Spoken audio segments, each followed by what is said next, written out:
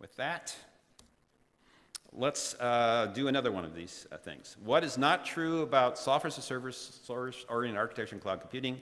Clusters are collections of commodity servers connected by LAN switches. Internet supplies the communication for SaaS apps. Cloud computing uses hardware clusters and software layer using redundancy for dependability. Private data centers could match the cost of warehouse scale computers if they just use the same type of hardware and software. All right, ready, set?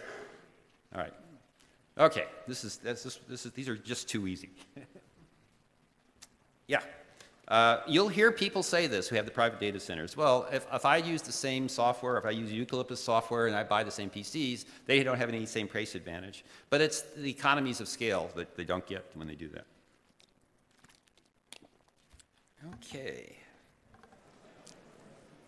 All right, the next we're going to do some terms about what type of software we hope you will build.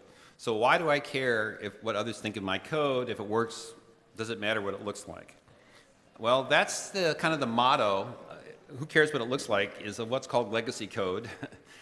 What that means is software that keeps meeting customers' needs, but it's difficult to evolve due to inelegance or antiquated technology. So to give you an idea, we had to give an alternative to that, which we call beautiful code, that does meet the needs, but on the other hand is easy to evolve, so it's high quality software.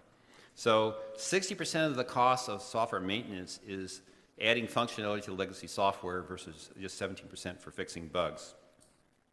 So the thing that we knew about legacy code, but this is something that's traditionally left out of software engineering courses and textbooks. So when Armando and I are deciding to figure out what to do to teach software engineering, we went to talk to these half-dozen companies who know how to build software, like Google and Amazon and places like that.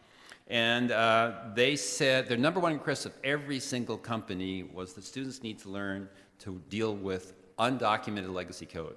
So the first 3 companies we went to, we tried to argue with them, and no, you don't want to say that, because we didn't know how to do it. But after the 4th, 5th, and 6th, we said, okay, we've got to do that. So we're going to do that in this course. So we will have lectures that talk about how you deal with legacy code, and a programming assignment later in the course where you will deal with legacy code.